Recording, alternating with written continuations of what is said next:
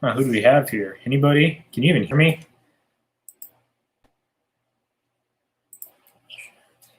I'm bringing the chat up over here. Ooh, 3 people here. I have no idea how to see anything on this. Can you guys hear me? Hello. Somebody let me know in the chat if you can hear.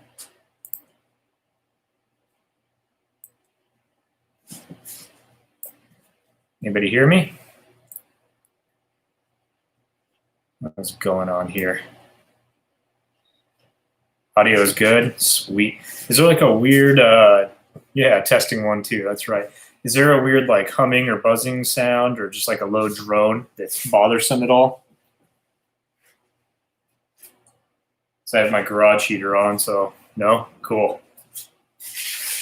Well, I'm just all good. Cool. Well, today I am just working on some bikes, getting them ready for, the winter weather since it's finally here in Minnesota. And so I just wanted to overhaul this one so I could put it away and not ride it for several months. How often do you guys like to repair your bikes? Do you do it yourself? Yeah. Who brought the popcorn? I can go make some real quick. I don't know. You won't be able to eat it very well.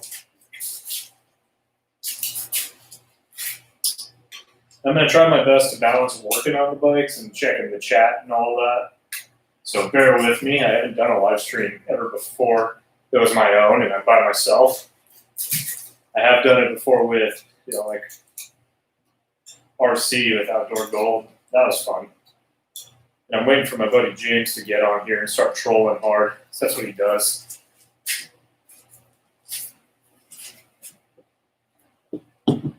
What shop do you work at? Oklahoma OTB? South French, yeah.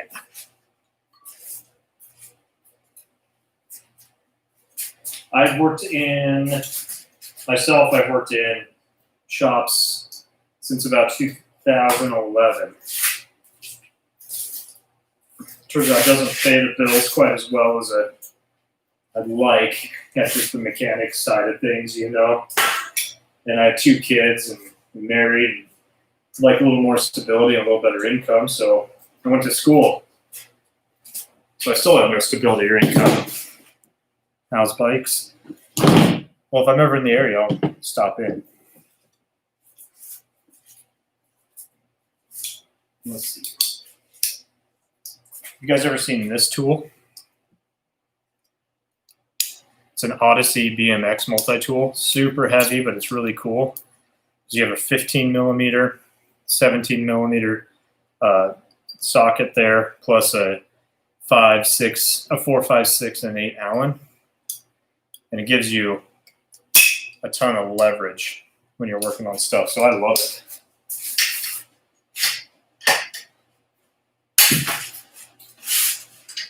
Definitely not something you'd pack on a ride with you by any means. It's heavy as hell.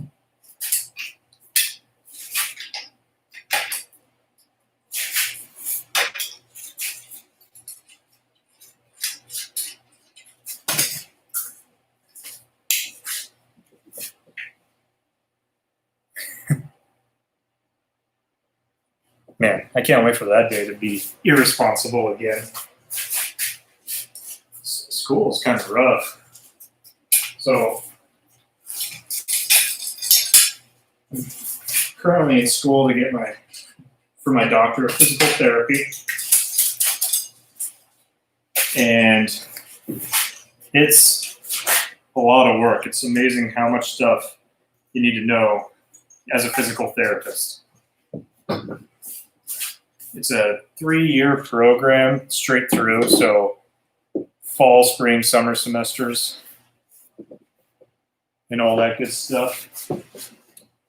And it's rough. 21 credit hour semesters and all that.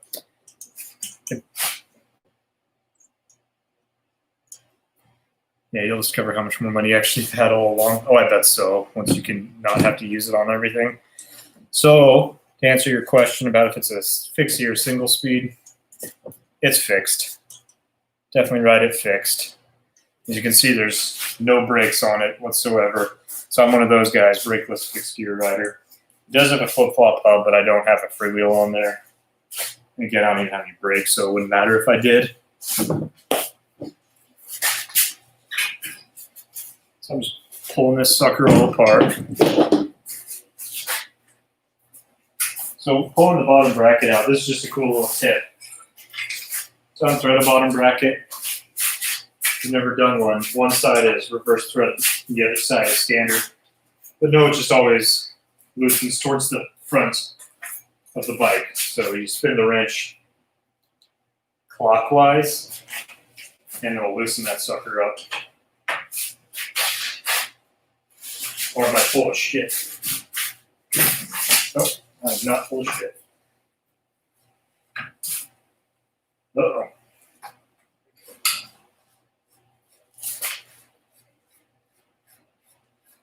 Oh, I see more cats.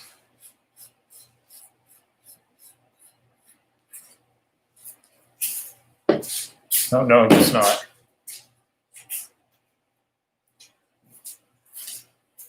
So, am I? What do you got? I always have to double check. Yeah. You know, always turn it towards the front end of the bike. That sucker will pop it, will come right off.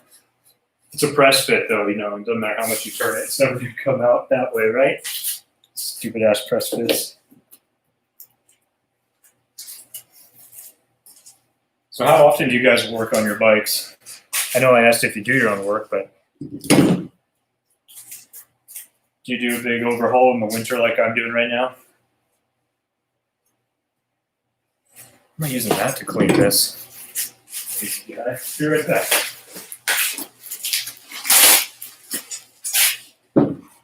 Only when you're available. Thanks, Spencer. Spencer, you ready for school to start back up? Yeah, damn. Kettles and BBs going opposite directions. They know we're just guys who ride bikes. We're kind of simple. Shouldn't be throwing all this nonsense at us.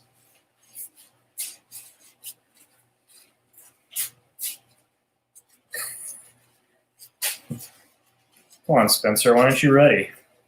Not as ready as I am to bike down the Matterhorn. So if you haven't guessed it, Spencer here is in my class for PT school. It's rough. What do we got here?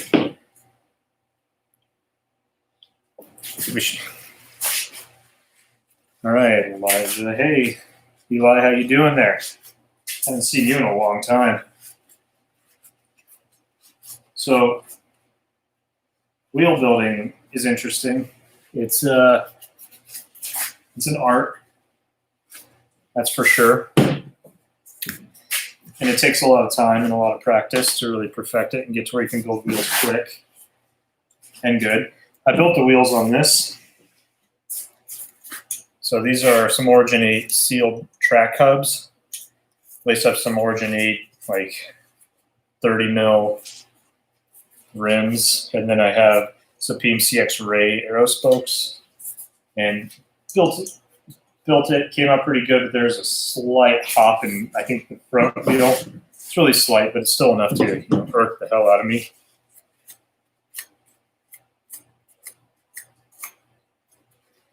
What's the lowdown on what I'm doing to the old crew here? I am just overhauling it from top to bottom, and then because we have snow here, I'm going to put it up for the season and get it out of the garage for a bit.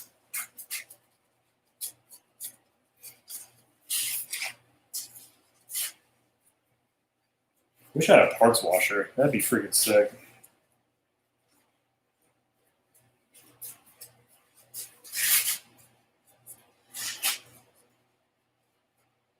You guys have any questions about any bike repair stuff that I can hopefully answer? And if not, then Okla OTB could.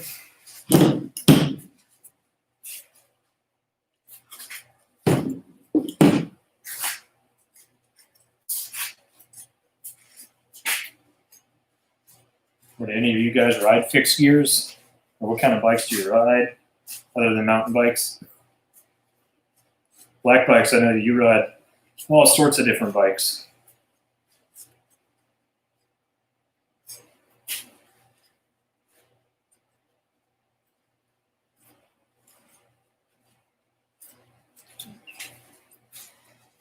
So your bikes are typically in a state of flux. I'm always swapping parts, so constantly. That makes sense. Versus me, just gonna do them all at one time. And hey Spencer, the winter riding plans are, I'll go grab it actually.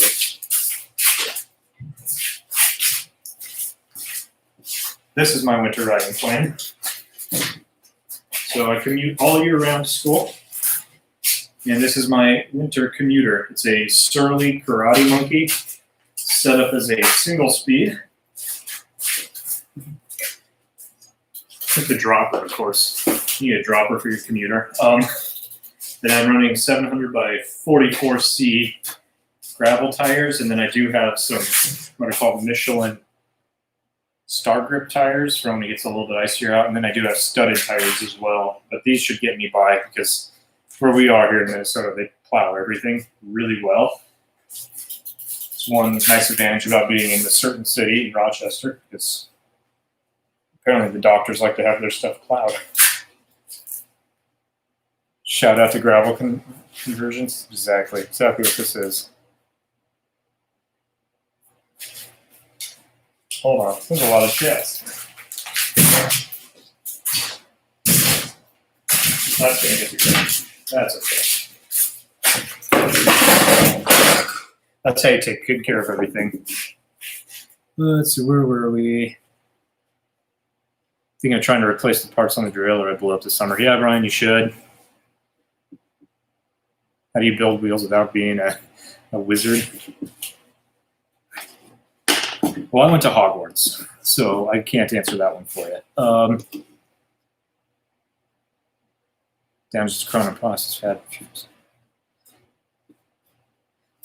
Yeah, the single speed is freaking sweet.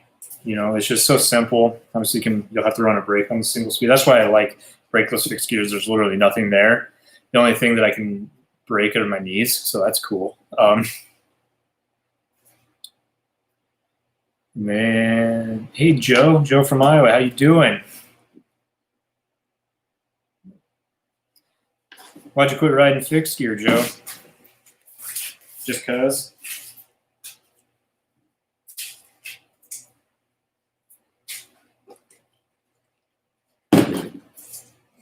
It's a pathetic amount of stuff.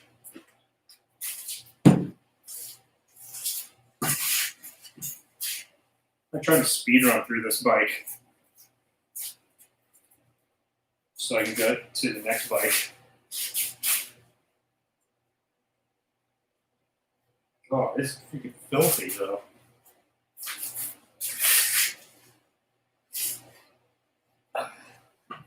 This bike, this Crew fixed gear, it's really coul because I built it up really weird.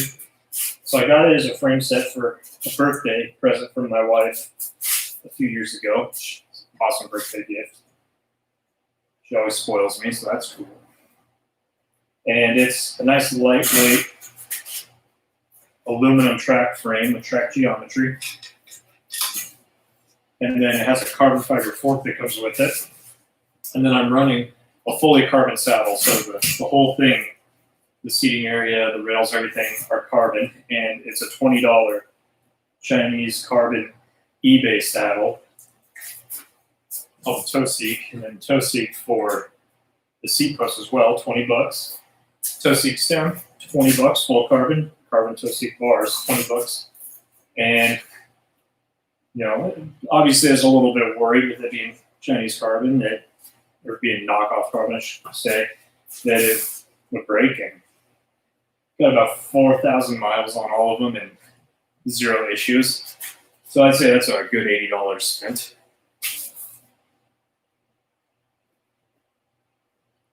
It's the ratio on my fixed gear. It's actually pretty reasonably heavy. I'm running 48 tooth in the front and then 16 in the back.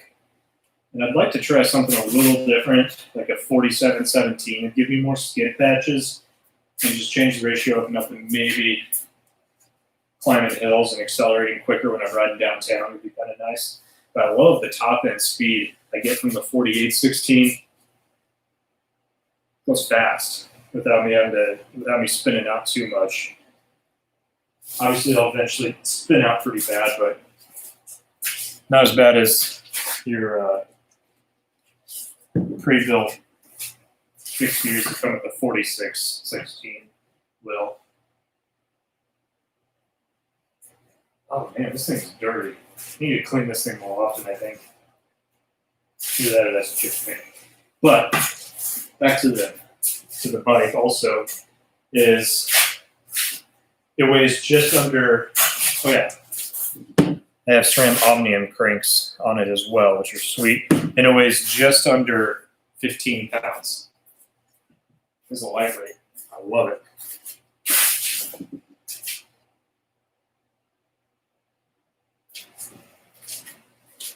So for the bottom bracket question, is it threaded like this one was, or is it a press fit bottom bracket? Either way, you want to pull it out and clean them up. And sometimes bottom brackets are cheap enough that you might as well just replace it. You can definitely pull off the little seal head that's in here and clean out the bearings and repack them. But that's so much work, and if you knock any of those bearings out of place, just forget it. So for the amount of money, best bet is just to get a new bottom bracket. If it's not a sealed bottom bracket, then just pull it apart, clean it up. What I'm doing with mine is just cleaning everything out, cleaning up all the old grease, and just going to re-grease everything. And that'll help to improve it. These bearings are actually starting to get a little bit rough, but not too bad.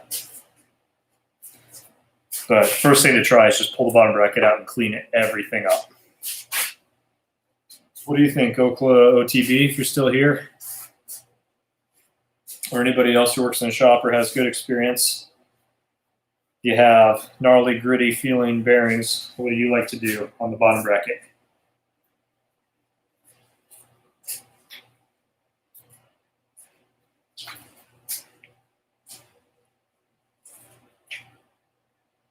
What's your grease of choice?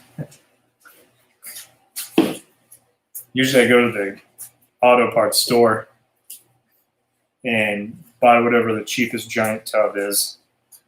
Today I'm using some Lucas Oil white lithium grease. There's probably some better ones out there.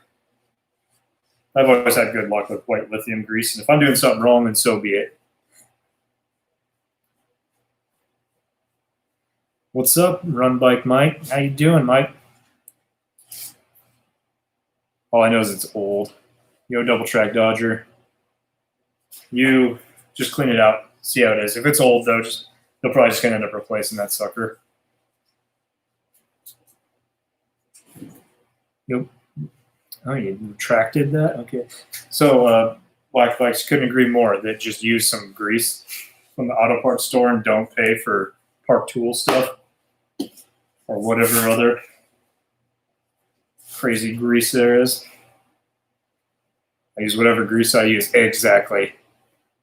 Garage door grease, huh?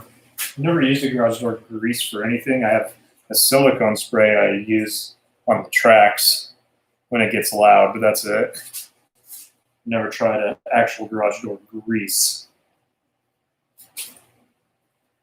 The high put an on symbol on it. Well, maybe I liked it.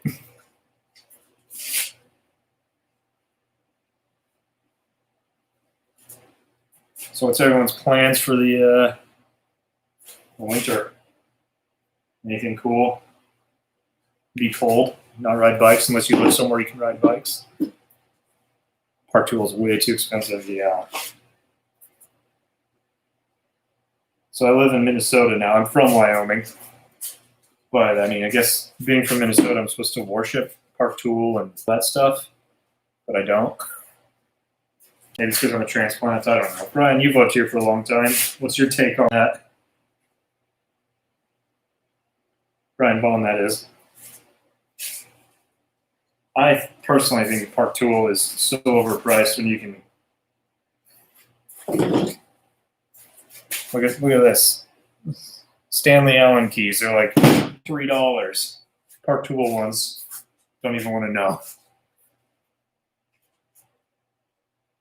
What What's your new feature going to be there, Mike?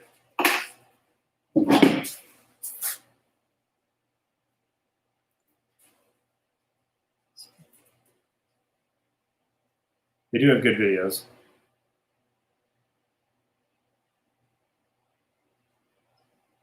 See the dad of the year. I can't read. Glasses I never wear. Super long ladder bridge.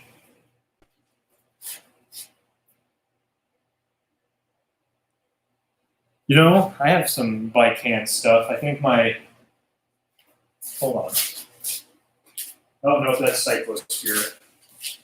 I kind of get the cheapest stuff I can, and it always seems to work fine. If it isn't a shop setting where it's just constantly being used and abused the entire time the shop's open, it might be a different story, but all my cheap stuff has worked really well. Like this, Bike Works, bottom bracket tool, whatever.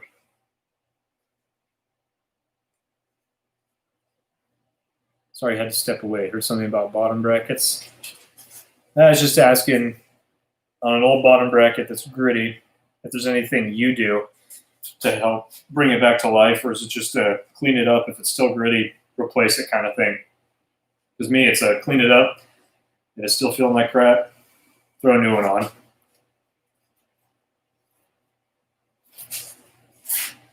If I were to get commercial grade tools anyway, I'd probably go with Pedro's because I like the color scheme better. That's important, right? Yeah, Pedro's is sweet. Wheels manufacturing is sweet. I'll try one of their press fit to threaded conversions if I can on my full suspension.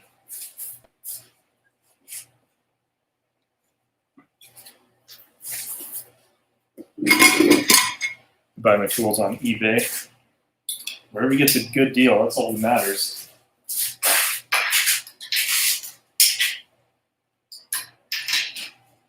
Oh no. See? Crappy park tool stand. Don't even stand up.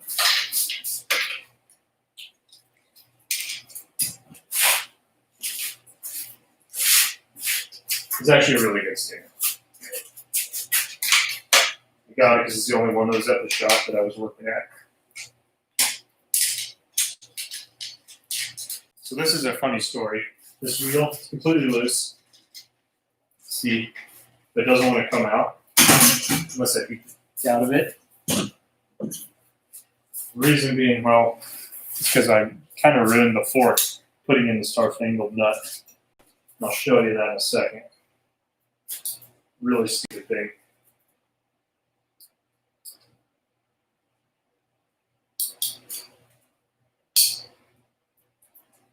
Because I forgot how to use my tools.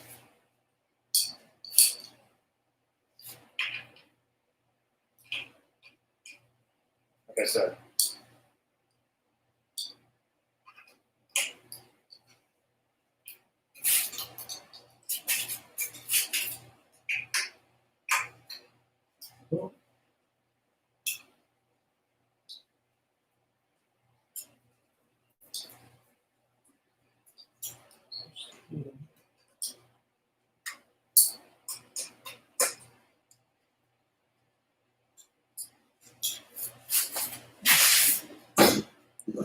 Going with my steel cartridge square taper, and I think it's probably sealed,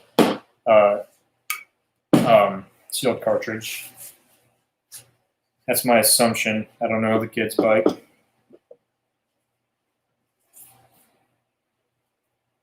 What's good? Okay. Oh man, so distracting, guys.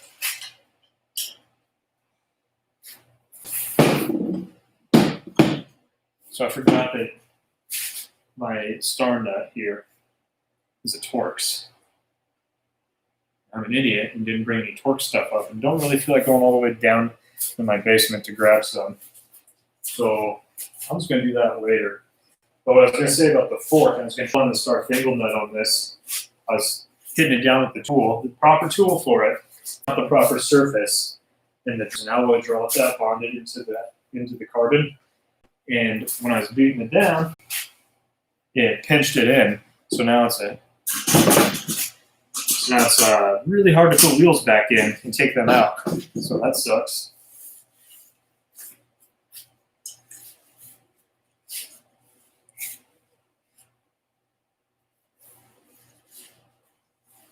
How many bikes do I have? Let's see, where am I? Yo, Big Russell, what's up? Hey, Luke. Hey, you're welcome, Jay Russell. Let's see here. I need to answer a question. Mike asked, how many bikes do you have? I downsized quite a bit when we moved. So right now I have my Trek, my Remedy, Crew fixed gear.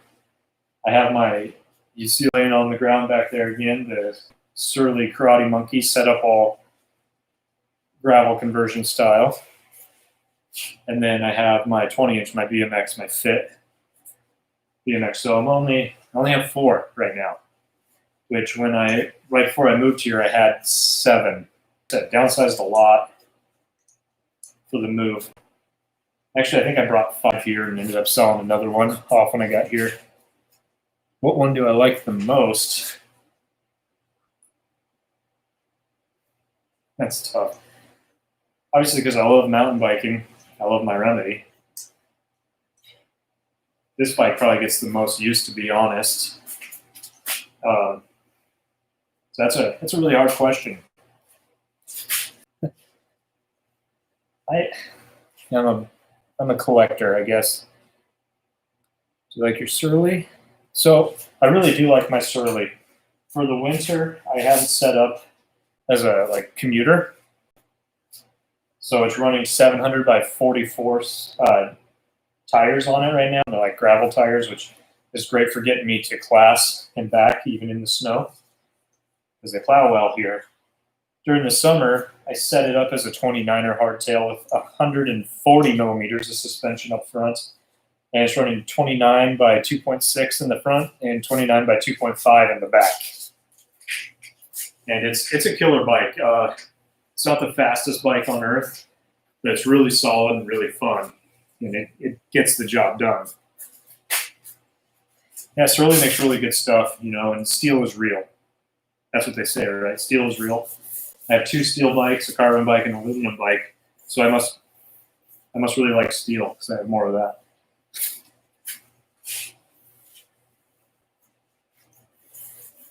So what is Surly's little catchphrase?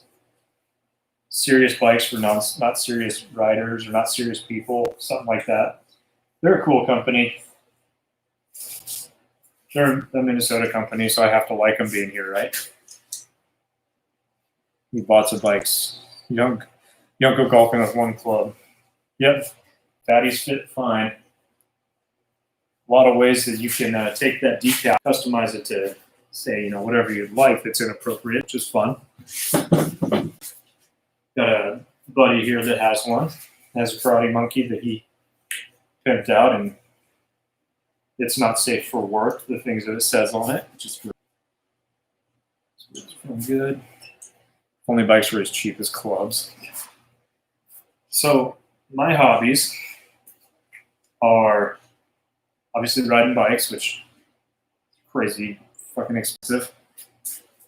And then weightlifting, which guess what? Also crazy expensive, especially right now. If you need new plates or anything like that, forget about it. Everything's either sold out or you have price gougers working the system, working this pandemic like crazy. And then I like to play music, which guess what? Really expensive. Why can't I have a cheap hobby? Yeah, Surly does have some silly names for their bikes. Except Crosscheck, that makes sense. Midnight Special, that's a cool name. Ice cream truck. So, what are your guys' takes on fat bikes? Riding bikes is not an expensive hobby compared to cars. It's expensive when you don't care about cars and you don't spend any money on cars. So I'm not a huge fan of fat biking. I've done it several times and just didn't get into it. Hey, what's up, Kyle? How you doing there, Mr. COVID Kyle? Long time no talk. fun to ride, but don't let your friends see you with one. You don't need a fat bike here. So apparently I need one here. I asked for some winter suggestions on a Facebook group for Minnesota mountain bike enthusiasts, saying I don't really like fat biking. Is there anything else people like to do during the winter other than that? That was a mistake and a half. I got so ostracized for that, it wasn't even funny. Like I don't know if it's just the elite or what, but they weren't stoked at all with me not liking fat biking. And I'm like, I'm sorry. I've done it. I did it a really fair amount when I was in Wyoming, and there was a lot of climbing involved on a fat bike, and that was not too much fun in my opinion. I don't know. Maybe I'm too bro to consider myself a serious cyclist. I don't know.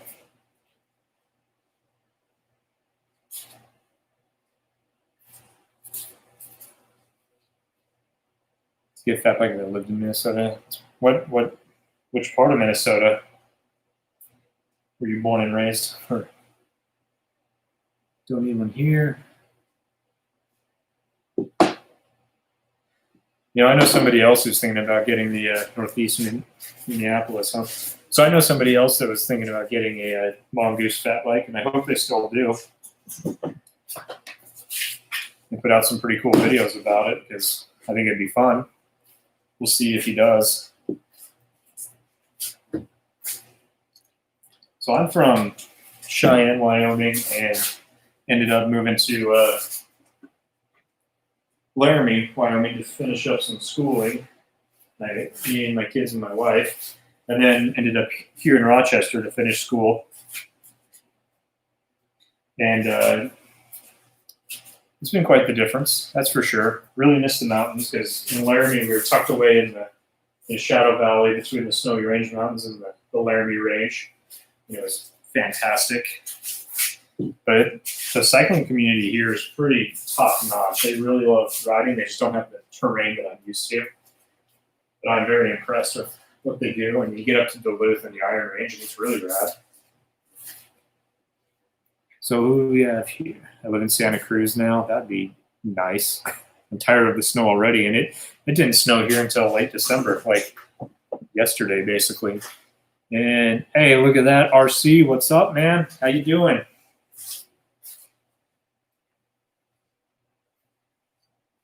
These are pretty nice bikes. You're right, RC.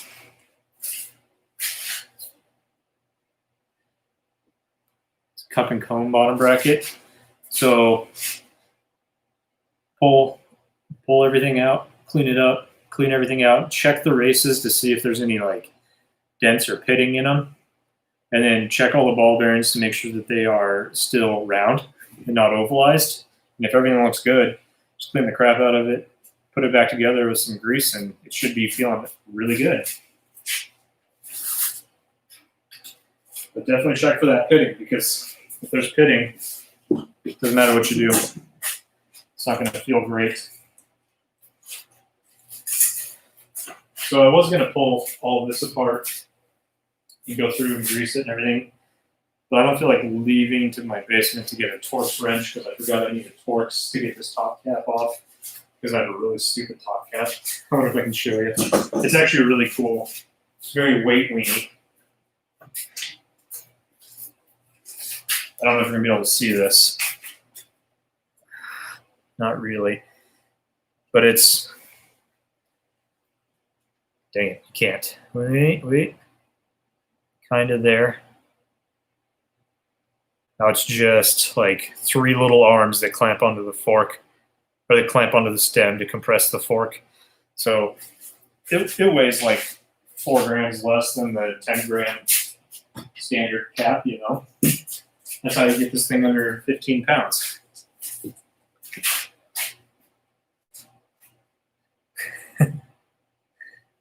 Okay, that's fair. That's fair. But let me tell you, my the local downhills where I'm at in southeast Minnesota only last seconds also. So I don't want to hear it from you or me. I think this is clean enough. So we'll get the good stuff out here. No, I need a knife. I'll be right back.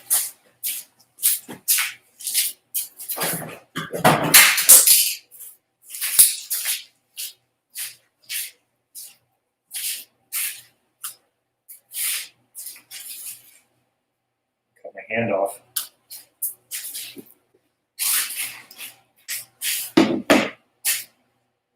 I wish I could ride. I mean, I wish I could ride mountain bikes year round. I do ride year round because I commute.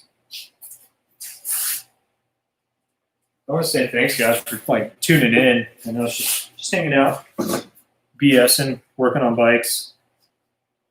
It's fun stuff.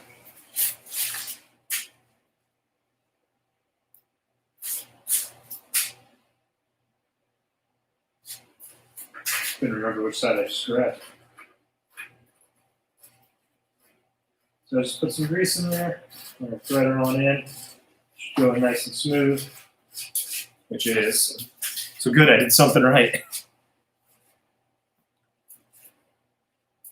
So man, you live. Yo, MTB or the MTB or it's the MTB or Sick Bike Dude. Hey, thanks, man. I appreciate it. It's a quick little summit run. It's a lot of fun. Doesn't weigh anything. No brakes though, so be careful. My BMX is brakeless too. I've been thinking about going brakeless on all my bikes just for the thrill factor. Because why not, right? That seems safe.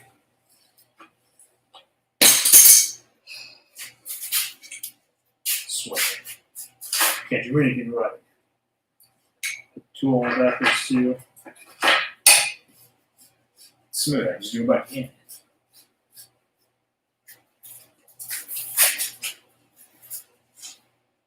Yo, see you, Mike. Thanks for stopping by. The type of riding will I do with this bike? I just installed a Fox from off the shop. Yeah, it's a pretty nice little upgrade, so you can just lock it out remotely.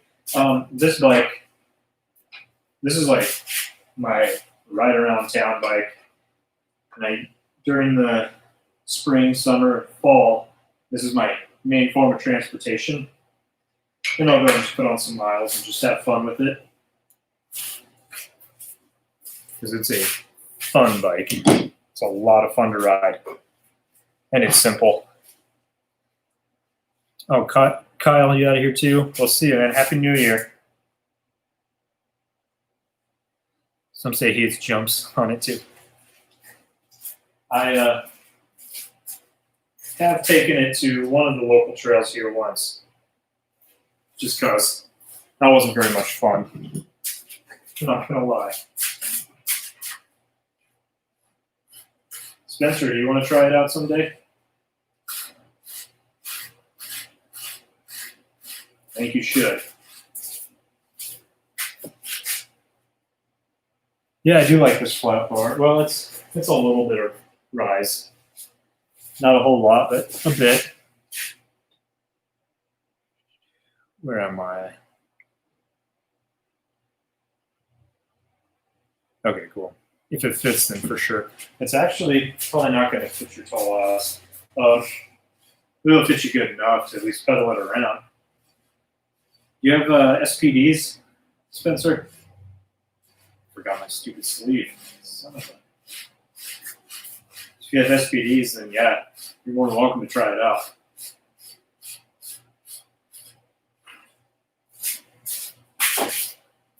Okay, this is bad. I'm not sure.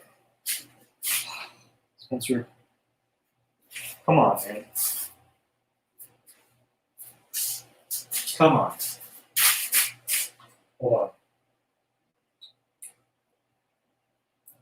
I did this thing all backwards. Just you don't want to take advice from me here. They look like this.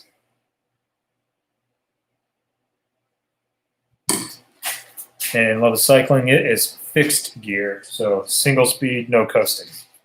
It's also brakeless. Oh, then yes, I'm in. Cool. Yeah, you can definitely try this out, Spencer. All that you want. Ian in our class wrote it. I thought he was going to eat shit for sure. It was pretty funny. He managed. I'm shocked he didn't. It was that serratus interior. Saved his life. I'll tell you what, man. So,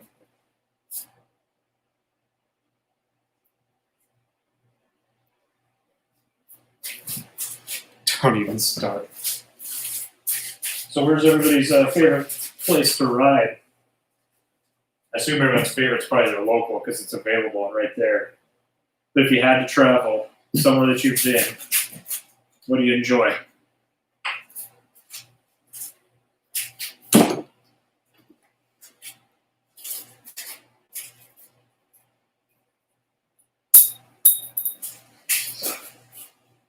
Okay, I'll pop this in first.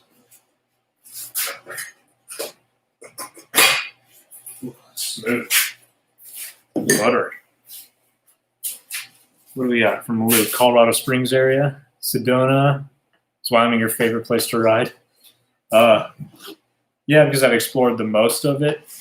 I know the trails really well, so I know all the sniper lines and all the alt lines and stuff. So that makes it really fun. Colorado's a lot of fun. The western slope is a blast in Colorado.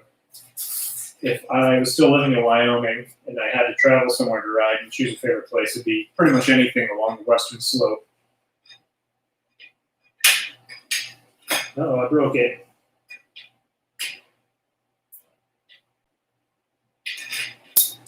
I'm not even kidding. And the springs are awesome. Good riding there. Sedona MTB. The Sedona Mountain Bike Fest is on my list there, RC. Been Bentonville the most, I'd say. Spent a week in Gunnison, Colorado. Hartman Rocks, that place is awesome too. Crested Butte, everything there. Dr. Park is a killer ride. Monarch Crest, killer ride. I don't have to tell RC that though. He knows all about that.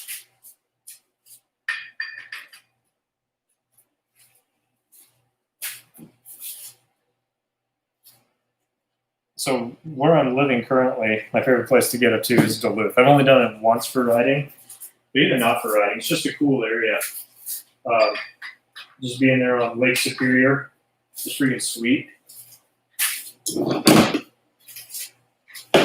am I? There it is. Making a mess of everything. There's a Sedona. I'd love to go to Sedona Mountain Bike Fest, but it's not in my cards for a bit because school. School is rough. It's such a good experience, the school that I'm at, the school I'm doing. It's amazing, but it definitely makes it hard to find time to do cool things and travel. And plus, traveling is expensive. And when you're a student, and then when you're a student with kids and a family, wife and kids and all that, it's harder yet. And my wife is so supportive of everything I do. It's amazing. So I wouldn't want to just be like, okay, honey, thanks for, everything. I'm going to peace out for a weekend off to Arizona. See you later. Yeah, it is smack dab in the middle of the semester. It sucks. What you're building, I'm actually just putting the bike back together. I just overhauled the bottom bracket, so it's smooth and buttery now. Not quite tight enough yet. Do that right. I dropped a spacer somewhere.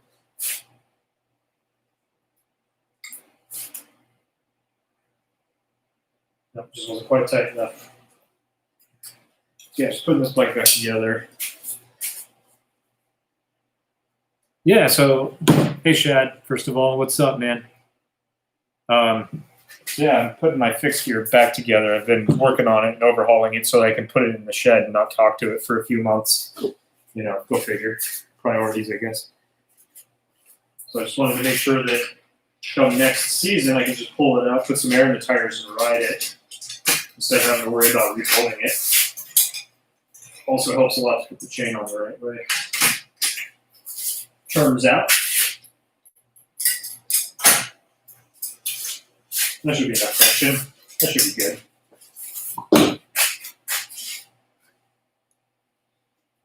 What have we got here? It's like my 6th or 7th time riding a mountain bike. I was running a 1x9 at the 32 tooth and 34. 32, 34. Well, the climbs were a blast. My first time running 1x was probably about the same. 32, 34.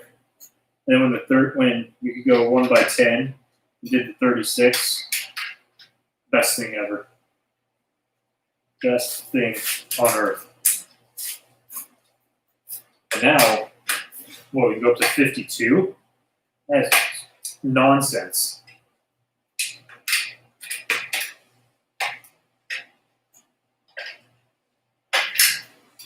I had a quick question for Shad, real quick. Shad, have you ever used this tool since you're a BMX guy? It's the Odyssey multi-tool. It's freaking sweet. I'm super stoked on it. If you were here at the beginning, then you know I already talked about it.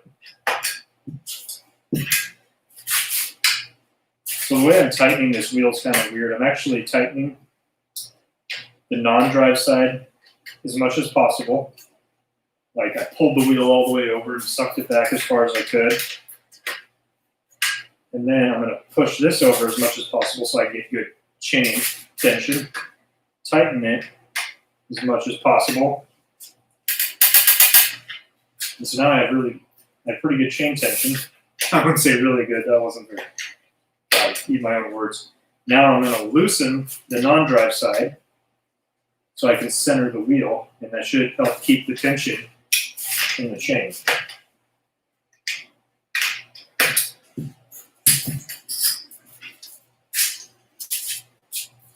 So yeah, fixed gear.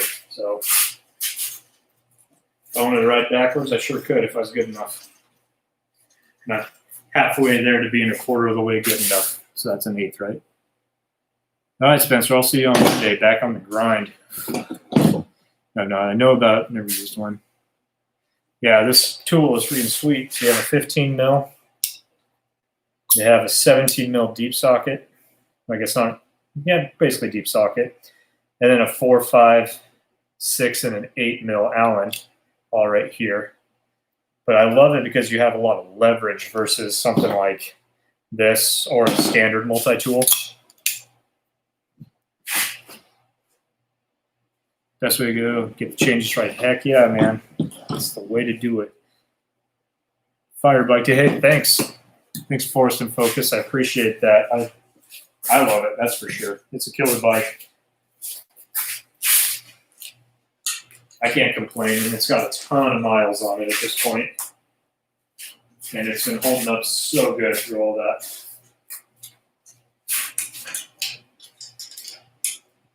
Except for the fact that I bent the dropouts on the fork, like one side, so getting the wheel in is a pain in the ass.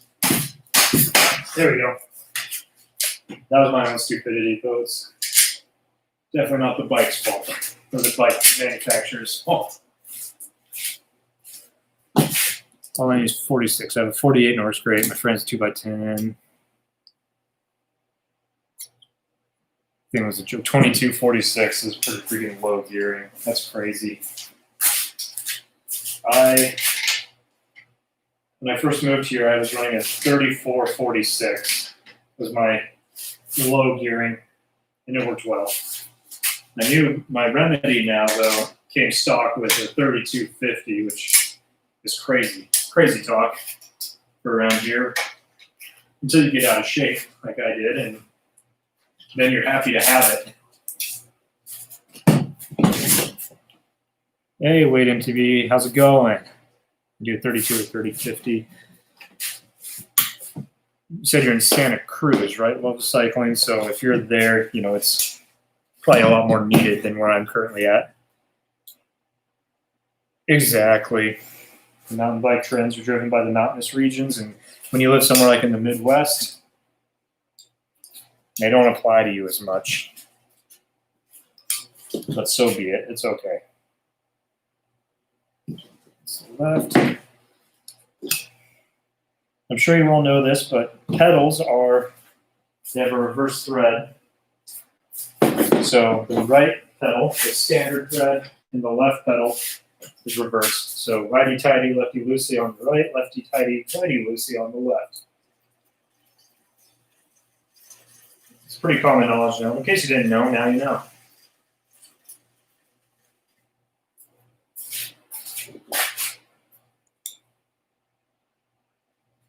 Man, I think that I'm the only person on earth who's never had an issue with the SRAM product. So I've, man, a lot of different SRAM brakes, even freaking Avids and guides. I've ran multiple drivetrains from SRAM and even reverbs. I've never had an issue. And I'm sure that I'm the only person. Now, it's funny is I've had Shimano brakes that have faded to hell. So, hey, thanks, Red October. I think that's John. Not to, out you to the internet or anything.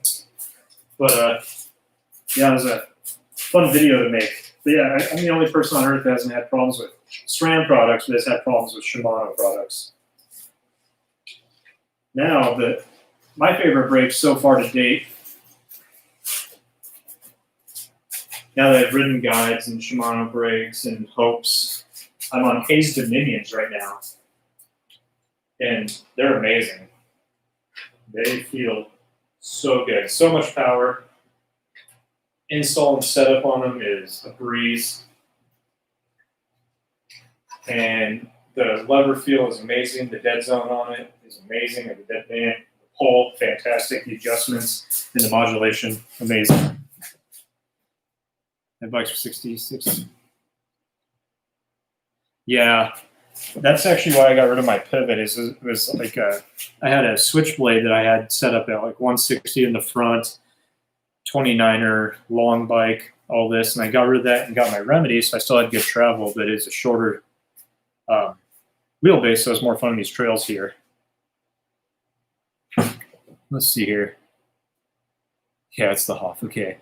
Now I'll get to French grip in a little bit. 1 second here. What type of saddle? On this bike or on a different bike? So this bike has a $20 eBay carbon saddle from Tosi, and it is so comfortable. I've had zero issues with it. My buddy Luke had the same saddle on a bike I sold him, and he freaking broke that sucker right away. And I weigh more than him, so I don't know what the heck the deal was. But it's been fantastic. $20. I'm running the stock whatever saddle on my Trek, and I have a Shimano Pro whatever saddle on the Surly, and it's good. Yeah, Luke during a race. So that made the rest of the race a lot of fun, I'm sure. Because Buns of Steel, exactly. If you've ever seen Luke, I have a really good video where there's a nice cross shot of him for like half of it, so that's cool. It's called Goat Trail. Check it out. You can see Mr. Buns of Steel, Luke, at it. So this bike, done.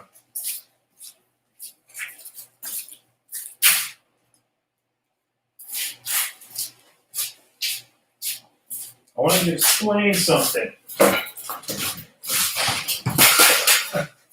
I take such good care of my stuff. So what we have here, eBay is the best to find stuff. You know it.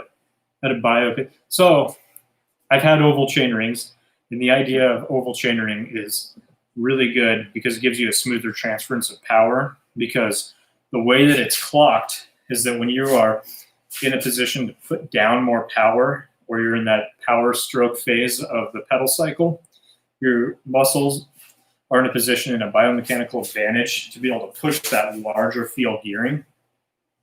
Then as you push through and you're into more of a recovery stage, or there's less mechanical advantage on the way that the muscles are set up in your body, the chainring is clocked, so you're running a smaller gear. So there's a smoother transfer between the power phase to the recovery phase, and it just keeps a more like even power transfer between the chainring to the rear wheel, essentially. And it works really well. Is it noticeable? Maybe if you're super, super high level. It's hurtful to watch it and collect it on the floor. I'm just going to put it back on the floor then. This gives me a good idea. I should do my Ditto 22 BMX bike. Yes, you should, Chad. That'd be freaking cool. So I like my oval chain rings. I don't have one on my current bikes. on any of them, but when I wear them out, I'll probably put one on because why not? They work good. Yeah, Luke's had one for like 5 years, so good for you, Luke. So the Hoff, as we call him, had a question about French grip and arm pump. So if you watch my arm pump video, you'll know there's a lot of exercises you can do to help with arm pump. But one cool thing here is that French grip means we're going to essentially take your brake levers and move them to be, if I can, what the hell tool? Well, normally. Okay. I think something's wrong with mine. Okay, there we go. I think I crushed the carbon here. You're going to set them up to be a little bit more, horizontal. Maybe not like perfectly horizontal, but this is it's kind of popularized by Johan Borelli as far as, the cool cats doing it. But so say this is your French grip setup. Hey, thanks, Forrest and Focus. I appreciate it. Thanks for stopping by. You have a good night and a happy new year. So what's going on here is now you're riding, and you can see, versus having to break down here, I have kind of a really neutral wrist when I'm up in that power position. And up here, you can see my wrist turns in like this. Straight extension. Yeah, I like it too.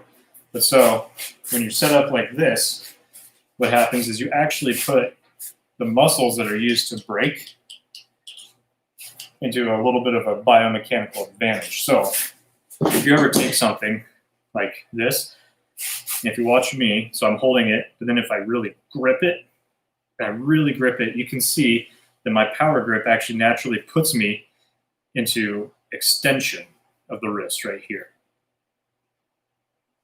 So the power grip is there. So now because you're in that same position where you can create more power with that biomechanical advantage there, you don't have to use as much muscle force to pull the brake lever.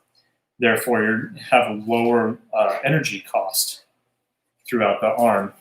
So therefore, you can conserve energy to be able to handle other things like movement and soak up vibration. Therefore, you reduce the arm pump, essentially. I hope that makes sense.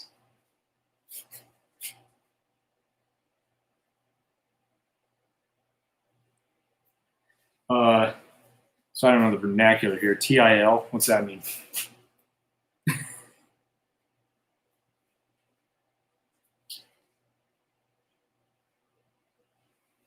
So the biomechanical, the one of Luke, that's good. Or the arm pump one, sorry. I was thinking you wanted to see cross shots of Luke, but whatever. What's the advantage of the more traditional grip? So having a more traditional, so if you've ridden a long time like this, eventually your wrist will start to kind of hurt. So the advantage is you're in a position to have a better transference of vibration and just pressure down on here versus here. And then it becomes kind of a preference thing. Don't forget to hit that like button. Dang, RC, thanks for running my stream for me. I would seriously be lost without you, buddy. So yeah, hit that like button. So, I think that does good things. And I can see it up here in the corner, so you better hit it, everyone. So I hope that made sense about the extension there in French style grip. Yeah, everybody should experiment more. Any other questions from anybody that I can try to answer? Yeah, no problem, the Hoff. Anytime, buddy. Hopefully we can ride again someday soon. Biomechanics is free, absolutely. So if you notice, I've known a lot of people on the stream, and a lot of them on here, or a couple of them, I should say, like Luke and John Hoff here. We were all on the University of Wyoming mountain bike team together, and that was a fun time. What a great time in my life, and definitely missed that. And missed riding with all those guys. It was such a good time. Dang, you guys are doing a good job. Watch those likes go from 7 to 12. That's awesome. So any questions about maintenance, resistance training, riding bikes, anything like that? Are you traveling anywhere to ride dirt this winter? Unfortunately not. School told me I can't. I mean, they didn't really tell me I can't, but the schedule basically said, like, yeah, you're not going anywhere. Which is funny because this semester is actually going to be my lightest semester yet, but it's still really heavy. If I were to play some music from your phone right now, would YouTube flag it? I believe they do. They really don't like music in streams and all that good stuff. I don't know. I don't do it enough. This is honestly only my first stream ever on my own, so good question. If I were to play music from my phone, it'd just be my own band stuff, so then they'd have a harder time flagging it, or I could probably argue it, if that makes sense. I'll put this bike up. Poor black bike has a heart attack. So if you want to see a bike that's in a sad state right now,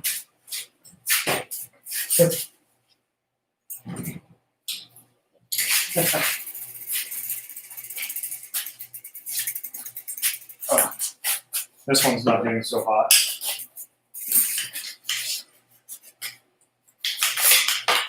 You might be wondering, where'd the fork go? It's gone. It's no longer mine. But why? Why'd I still have the fork off? Nothing to put back on it.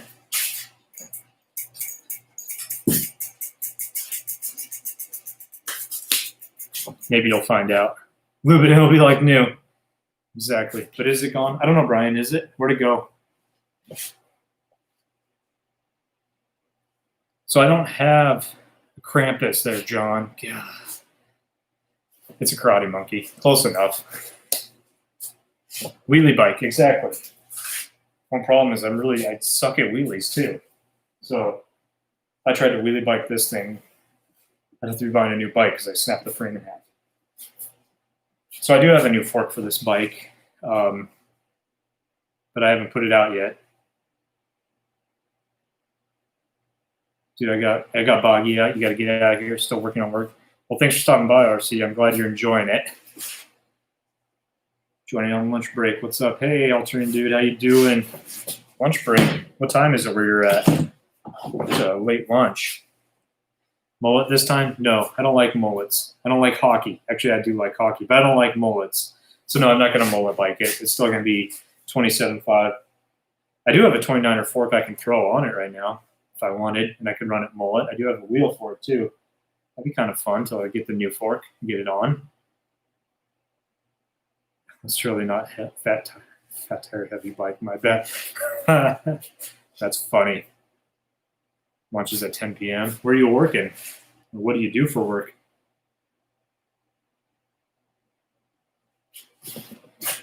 When we talk, I'm going to clean this bike up because it's a freaking filthy mess. Any of you guys riding mullet bikes? I know Luke is. A freaking weirdo.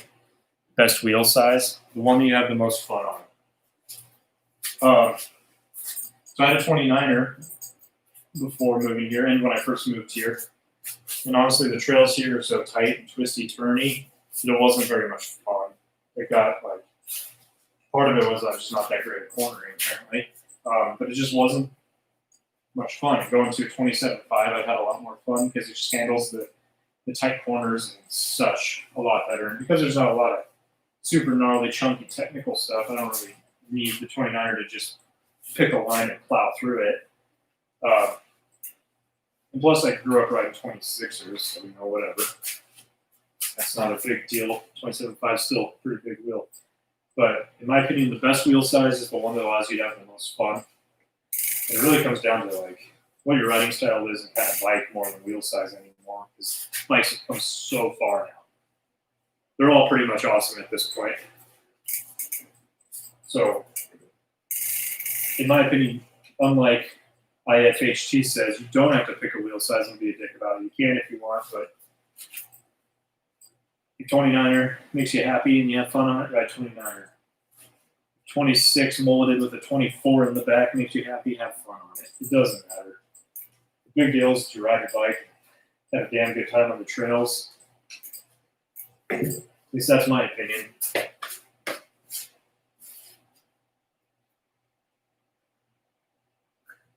Let's see a Happy New Year. Like 29ers. I keep the wheelbase the same. Going 29er. 20 inch. 20 inch is the best size. Should I bust my 20 inch out and show you that bike? I have so much fun every time I ride my BMX bike. Like, seriously, I can eat shit so hard on that thing and still have a blast. It's more about the bike. I'm just trying to sell race bikes. That's true. Market the wheel size because you think it's going to make you faster. What's the hub sound like? So this is it's a Bontrager hub, but it's DT Swiss of sorts. So here, I'll show you. Let me find the old shifter here.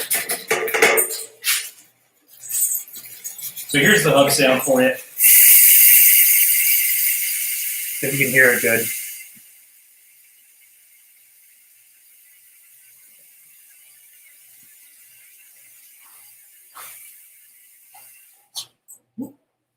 You get the point there. Yeah, it sounds like fire. Exactly. It's killer. Yeah, Shad, I think that's smart because, let's face it, if you're short, it's just not as much fun to ride a bike that's too big for you. It becomes unwieldy, which is not a good time. So having, as Trek calls it, the smart wheel size makes sense. Other companies just don't put a name on it and they just sell it, but marketing. It brings me to a point that I think the cycling industry is out of its like literally out of its mind. So cycling, I'm talking about road biking, mountain biking, all that good stuff. Oh, that's high. Just high by your mic. It's not a 350. I don't know what it is. It's just a Bontrager branded DT hub, and it's not a ratchet. It's a Paul system, so like a 370 probably.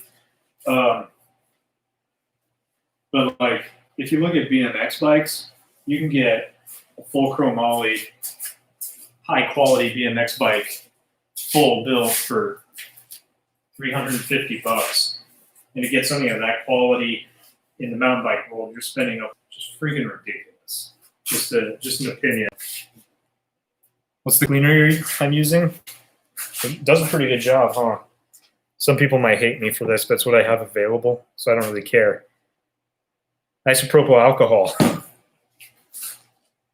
It's the best thing I've ever used to get anything off of a bike.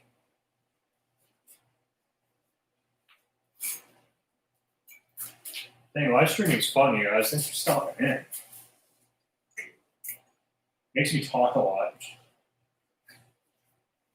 Generally not a big talker. That's because I'm talking about stuff I like. You even got me started on like resistance training stuff. You'd have to just get out of the stream because I wouldn't shut the hell up.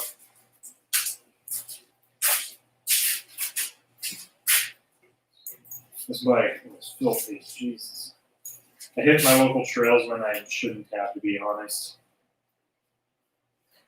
And this thing got gnarly. I say I shouldn't have because if I was muddy. That's looking a lot better. Yeah, 370 is the default hub. It's a good one.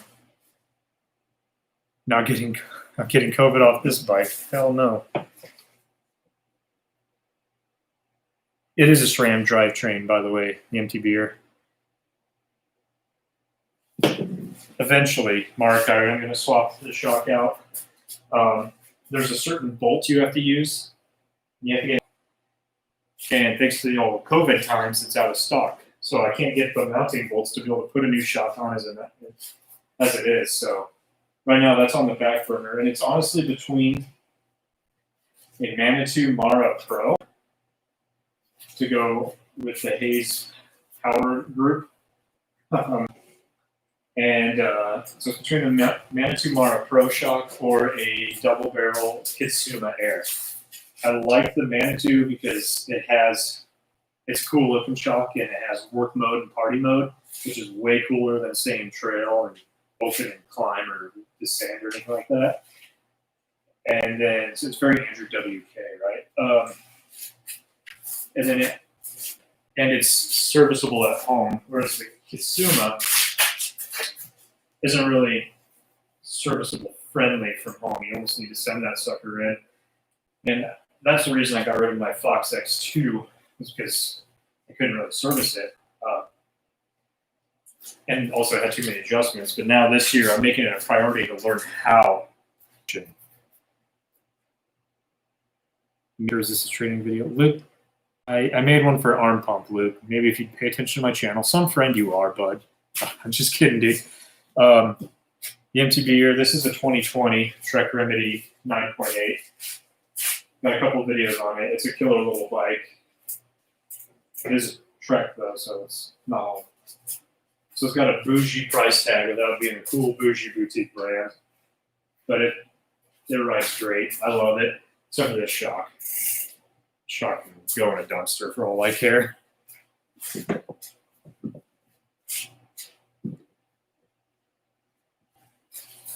probably only going to be on for a few more minutes. I was planning on getting more done tonight. But then we just ended up talking, which is awesome.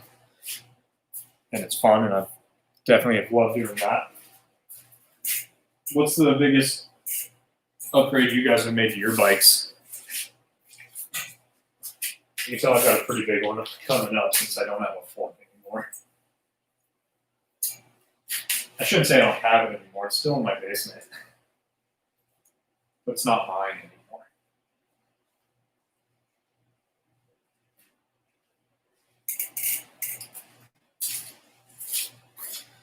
What dropper is that? So this dropper is a Bontrager brand dropper, and it's a piece of crap. And it's actually okay, but like the collar keeps coming loose, so I'm just spinning it by hand right now.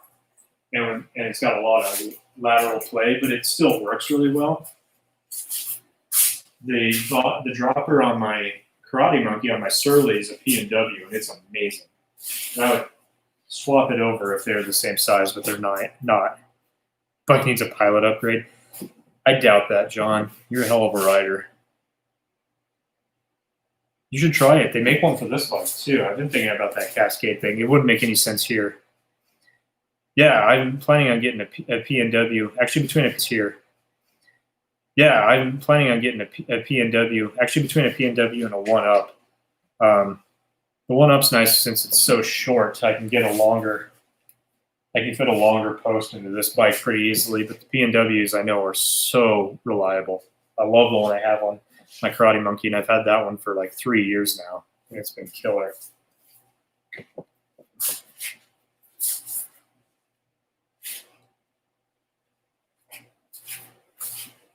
Again, thanks everybody for stopping in to this live stream where I just say I'm working on a bike and just apparently wipe it down forever.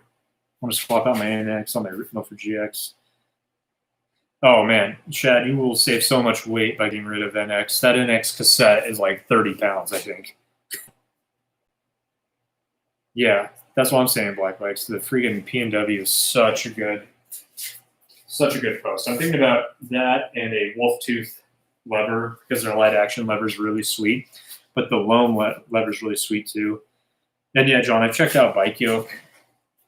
Those are cool. I love just the cartridge design. That's sweet.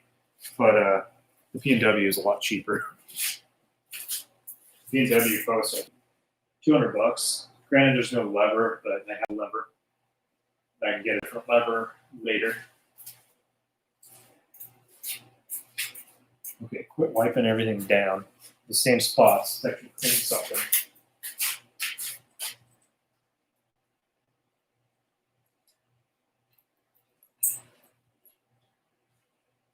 What fork should I get?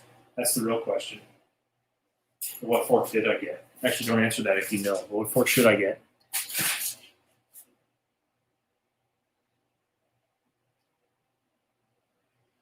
Yeah, exactly. Yeah. So yeah, I love cycling. Chad did mention he's in 38. Maybe he started on the Fox 38. It's pretty cool. And so is like the RockShox Zeb and everything. But all right, Chad, we'll see you later. Thanks for stopping by. I'm going to be done in a few minutes as well. It's been really rad hanging out with everybody, though. Yeah, the 38's cool. So is like the Zeb and all that. Hey, Happy New Year to you as well, buddy. You think 38? Does anybody say anything else?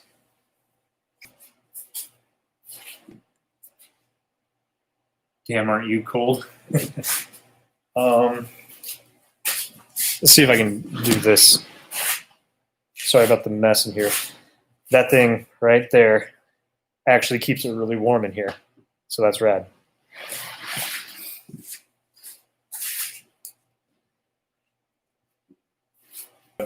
Like a big must for me was gotta heat this place up. Yeah. Definitely though, probably if I would insulate it up top, it'd be really killer, but this works just fine. Okay, guys, I'm gonna add 90. I'm gonna peace out. The invoice switch to box.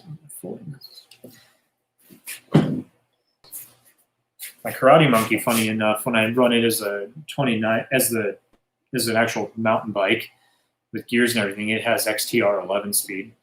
Obviously, that's awesome. But I've had zero issues with this GX. On my previous full suspension, the Slash, same there. Hey, John, see you later. Thanks a lot for stopping by. Because the Karate Monkey has my Pivot's old drivetrain. But I had a Trek Slash, like a 2016 Slash. Yeah, you lose a little weight, but who cares? At the end of the day, you're just spending a lot of money on something. That's all I feel like. GX does a good job. I think the jump between NX and GX makes sense because NX is seriously that cassette weighs like you could park your boat with that down, no problem. But from GX, if you have SLX 12 speed, you don't need to go any higher. If you already have XT, though, that stuff's really killer.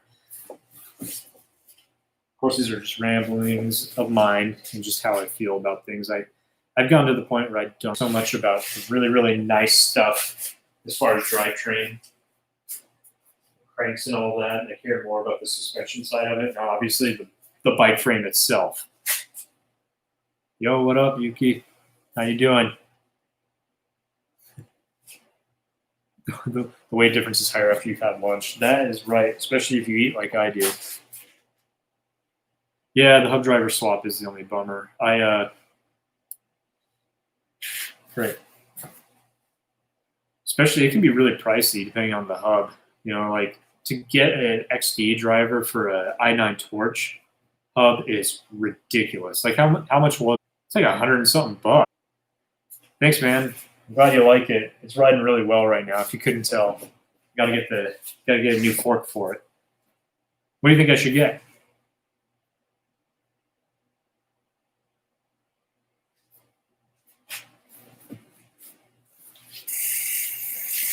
God, it's still really filthy. I need to freaking spray it out. That's true. You know, the Sunray stuff. I like the Sunray stuff, and it's still quite a bit lighter than the NX cassette. In fact, even though I have XTR on the Karate Monkey, it's a Sunrace cassette, and it does a killer job. So you really don't need to swap out to an XT driver, and you can or something like that versus the $80, whatever. What's up, Venture Apparel? How you doing? Yeah, it's a Trek Remedy 9.8, 2020 Trek Remedy 9.8. But like I said, I lost my train of thought. The Sunrace cassette's about $80. An XD driver is probably about the same for your hub. Plus, then you need the GX cassette. So weight and money. Oh, gotta hydrate. It's a Remedy 9.8 is the model. I said 2020 is the year.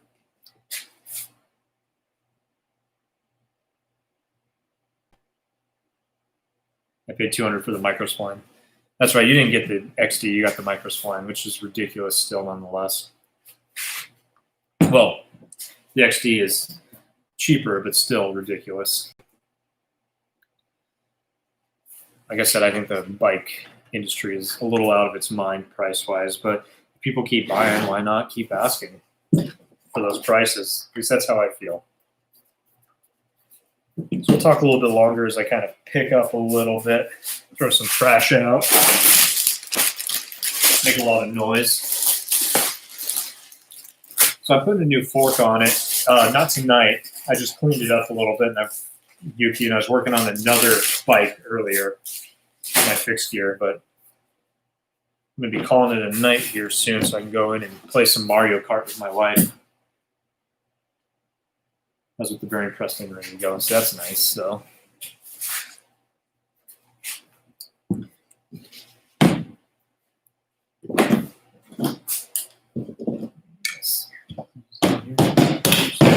It's more just organizing than cleaning, I think. Yeah, any other last minute questions before I head inside to play to get destroyed by my wife in Mario Kart?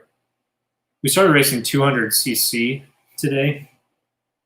I'm terrible at that game. What are you upgrading on it? And what do you have?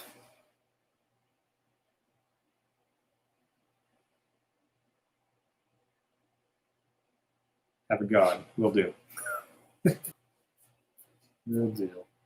You guys have a good one too. Thanks for stopping by. I really appreciate it. It's awesome. So many people came on. I was not expecting. Maybe we had somewhere around like 15 people one time. That's sick. Sorry if you did jump in late. I think this is available. Watch whatever you missed out. I'm pretty sure I set it to have the chat showing as you play through, so it makes more sense when I'm talking. Yep, okay. Oh no, what did I do? Bar stem, brakes, pedals, and drivetrains. 25 max? Holy crap. I didn't think I was anywhere near that. That's freaking sweet. And I'm glad people stopped by and check it out. That was a mistake the above lost.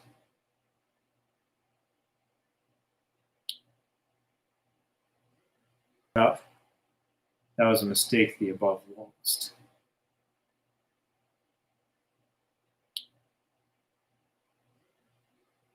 Oh, okay. That's fine. I know. I was just with you. Yeah. Well, cool. That's sweet. You're getting new bars, brakes, stems, pedals, drivetrain. So, what? You're just keeping wheels and frame. Everything else is new. That's sweet. That's going to feel good when it's done. That's one of my favorite things is just putting new things on and getting to try it out. Yeah, I got what you're saying. Love the cycling. Appreciate the clarification, though. You know, some of those older bikes, they just last forever, which is sweet. All right, but I am going to head out. Again, I appreciate it. Have a good time, so thanks a lot for stopping by, and I'll talk to you later. You guys have a great new year, and I'm excited to see what 2021 brings for everybody. So have a great night and a great new year. Thanks for stopping by. See ya.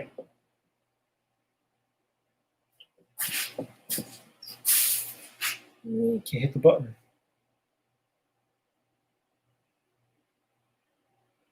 Happy New Year to you all. I know I haven't left yet. I'm just mentally preparing to lose at Mario Kart. Thanks for stopping by on the stream. We'll talk to you later. Bye.